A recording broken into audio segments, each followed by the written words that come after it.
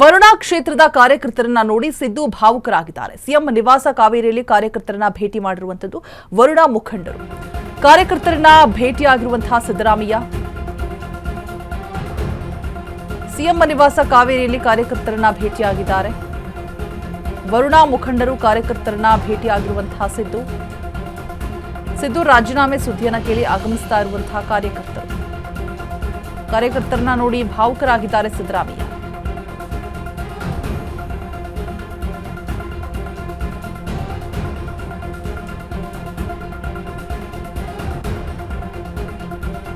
ವರುಣಾ ಮುಖಂಡರು ಕಾರ್ಯಕರ್ತರನ್ನ ಭೇಟಿಯಾಗಿರುವಂತಹ ಸಿದ್ದರಾಮಯ್ಯ. ಸಿದ್ದು ರಾಜೀನಾಮೆ ಸುದ್ದಿಯನ್ನ ಕೇಳಿ ಆಗಮಿಸ್ತಾ ಇರುವಂತಹ ಕಾರ್ಯಕರ್ತರು.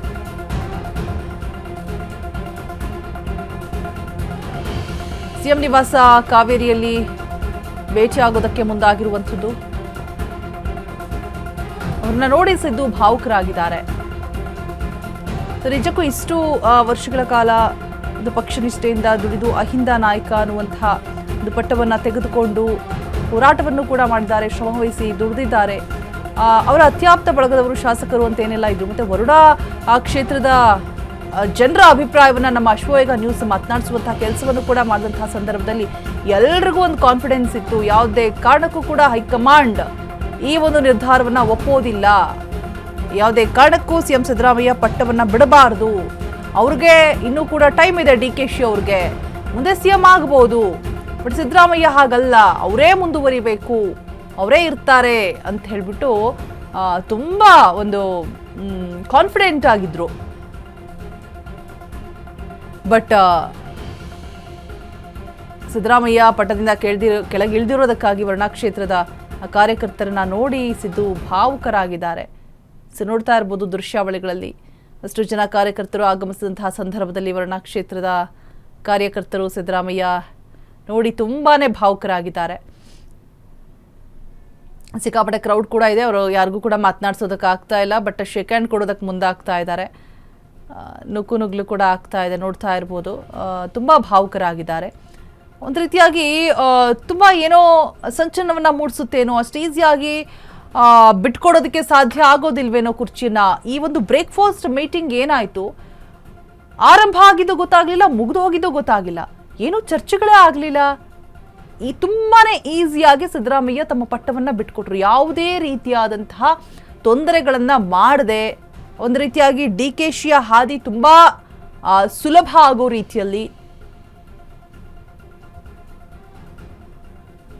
ಬಿಟ್ಕೊಟ್ಟಿದ್ದಂಥದ್ದು. ಡಿಕೆಶಿ ಕೂಡ ಭಾವುಕರಾದರು, ಆಶೀರ್ವಾದವನ್ನು ಪಡೆದುಕೊಂಡ್ರು. ನೀವು ಏನು ಸೂಚನೆಯನ್ನ ಕೊಡ್ತೀರಾ ಅದರಂತೆ ನಡೆದುಕೊಂಡು ಹೋಗ್ತೀನಿ ಅನ್ನುವಂತಹ ಭರವಸೆಯನ್ನ ಕೊಟ್ಟರು. ಇನ್ನೂ ಇದು ಏನಾದರೂ ಟ್ವಿಸ್ಟ್ ಅನ್ನು ಪಡೆದುಕೊಳ್ಳುತ್ತಾ, ಬಿಕಾಸ್ 15 ದಿನ ರಾಜೀನಾಮೆಯನ್ನ ಕೊಡೋದಿಲ್ಲ ಅಂತ ಸಿದ್ದರಾಮಯ್ಯ ಹೇಳಿರ್ತಾರೆ. ಏನಾದರೂ ತಿರುವುಗಳನ್ನ ಪಡೆದುಕೊಳ್ಳುತ್ತಾ? ಆ ಒಂದು ಮೀಟಿಂಗ್ನಲ್ಲಿ ಸಿದ್ದರಾಮಯ್ಯ ಹೈಕಮಾಂಡ್ನಲ್ಲಿ ನಿನ್ನೆ ಆಗಿರುವಂತಹ ಚರ್ಚೆಗಳನ್ನ ಹೇಳಿ ಇನ್ನೂ ಕೂಡ ಒಂದಷ್ಟು ಸಮಯಾವಕಾಶವನ್ನು ತೆಗೆದುಕೊಳ್ತಾರಾ? ಇವತ್ತು ರಾಜೀನಾಮೆಯನ್ನ ಕೊಡೋದು ಡೌಟ್ ಅಂತ ಕೂಡ ಹೇಳಲಾಗ್ತಾ ಇತ್ತು, ಬಟ್ ಎಲ್ಲವೂ ಕೂಡ ಕ್ಷಣಾರ್ಧದಲ್ಲಿ ಆದೇಶ ಹೊರಬಿತ್ತು. ಆಮೇಲೆ MB ಪಾಟೀಲ್ ಮಾಡಿದಂತಹ ಆ ಟ್ವೀಟ್ ಏನಿದೆ, ಸೊ ಅದನ್ನ ಗಮನಿಸ್ತಾ ಹೋದಂತಹ ಸಂದರ್ಭದಲ್ಲಿ ಎಲ್ಲೋ ಒಂದು ಕಡೆ ಈ ಹೈಕಮಾಂಡ್ ಏನ್ ಸೂಚನೆ ಕೊಟ್ಟಿದೆ ಕಂಪ್ಲೀಟ್ ಆಗಿ ಅದು ಸ್ಕ್ರಿಪ್ಟೆಡ್, ಎಲ್ಲವೂ ಕೂಡ ನಾಟಕೀಯ ಅನ್ನುವ ಹಾಗೆ ಒಂದು ಬಸವಣ್ಣನವರ ವಚನವನ್ನ ಟ್ಯಾಗ್ ಮಾಡಿಬಿಟ್ಟು ಟ್ವೀಟ್ ಮಾಡಿದ್ದಾರೆ MB ಪಾಟೀಲ್. ಸೊ ಅದನ್ನೆಲ್ಲ ಗಮನಿಸ್ತಾ ಹೋದಾಗ ಎಲ್ಲೋ ಒಂದ್ ಕಡೆ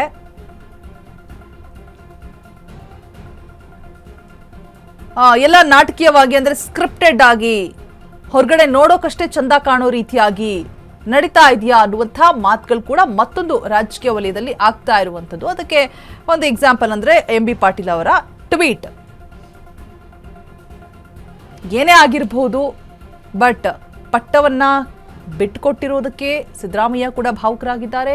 ಡಿಕೆಶಿ ಪಟ್ಟವನ್ನ ಅಲಂಕರಿಸುವಂತಹ ಸಂದರ್ಭದಲ್ಲಿ ಕೂಡ, ಅಂದ್ರೆ ಅವರು ಬಿಟ್ಕೊಟ್ಟಂತಹ ಸಂದರ್ಭದಲ್ಲೂ ಕೂಡ ಒಂದು ಹಗ್ಗನ್ನ ಕೊಟ್ಟರು, ಆಶೀರ್ವಾದವನ್ನ ಪಡೆದುಕೊಂಡ್ರು, ನೀವು ಹೇಳಿದಂತೆ ನಡ್ತೀನಿ ಅನ್ನುವಂತಹ ಭರವಸೆಯನ್ನು ಕೊಡೋದ್ರ ಮುಖಾಂತರ ಅವರು ಕೂಡ ಭಾವುಕರಾಗಿದ್ದಾರೆ. ಈಗ ವರುಣಾ ಕ್ಷೇತ್ರದ ಕಾರ್ಯಕರ್ತರು ನೋಡಿ ಬಂದಿದ್ದಾರೆ ಎಲ್ಲರೂ ಸಿದ್ದರಾಮಯ್ಯರನ್ನ ಮಾತನಾಡಿಸೋದಕ್ಕಾಗಿ. ಸೊ ಅವ್ರನ್ನ ನೋಡಿ ಸಿದ್ದರಾಮಯ್ಯ ತುಂಬಾನೇ ಭಾವುಕರಾಗಿರುವಂಥದ್ದು. ಸಿಕ್ಕಾಪಟ್ಟೆ ಕ್ರೌಡ್ ಕೂಡ ಇದೆ, ನುಗ್ಗಲು ಕೂಡ ಆಗ್ತಾ ಇರುವಂಥದ್ದು. ಆ ಮುಖಂಡರು ಕಾರ್ಯಕರ್ತರನ್ನ ನೋಡಿ ಸಿದ್ದರಾಮಯ್ಯ ಭಾವುಕರಾಗಿದ್ದಾರೆ. ಬಿಕಾಸ್ ಅವರು ಎಲ್ಲ ಕಾರ್ಯಕರ್ತರು ಕೂಡ ತುಂಬಾನೇ ಕಾನ್ಫಿಡೆಂಟ್ ಆಗಿದ್ರು, ಮತ್ತೆ ಶಾಸಕರು ಕೂಡ ನಾವು ಅಷ್ಟು ಈಸಿಯಾಗಿ ಪಟ್ಟದಿಂದ ಕೆಳಗಿಳಿಯೋದಕ್ಕೆ ಬಿಡೋದಿಲ್ಲ, ನಾವು ಸಂಖ್ಯಾಬಲವನ್ನ ತೋರಿಸ್ತೀವಿ, CLP ಸಭೆಯನ್ನ ಮಾಡ್ತೀವಿ, ಮತ್ತೆ G ಪರಮೇಶ್ವರ್ ಅವರನ್ನ ಪಟ್ಟಕ್ಕೆ ತರಬೇಕು ಅನ್ನುವಂಥ ಕಸರತ್ತುಗಳು ಕೂಡ ನಡೀತಾ ಇತ್ತು. 40 ಜನ ಶಾಸಕರು G ಪರಮೇಶ್ವರ್ ಅವರಿಗೆ ಬೆಂಬಲವನ್ನು ಸೂಚಿಸಿದಂತಹ ಪತ್ರ ಕೂಡ ರೆಡಿ ಇತ್ತು. ಸೊ ಹೀಗೆ ಒಂದಷ್ಟು ವಿಚಾರಗಳ ಚರ್ಚೆ ಆಗ್ತಾ ಇತ್ತು. ಎಲ್ಲೋ ಕೂಡ ಇದು ಇನ್ನೂ ಕೂಡ ಮುಂದುವರಿಯುತ್ತೆ, ಇನ್ನೂ ಕೂಡ ಸಾಕಷ್ಟು ಟ್ವಿಸ್ಟ್ಗಳನ್ನ ಪಡೆದುಕೊಳ್ಳುತ್ತೆ ಅನ್ನುವಂಥ ಎಕ್ಸ್ಪೆಕ್ಟೇಷನ್ಸ್ ಇತ್ತು. ಬಟ್ ಎಲ್ಲವೂ ಕೂಡ ತುಂಬಾನೇ ಈಸಿಯಾಗಿ ಮುಗ್ದು ಹೋಯಿತು.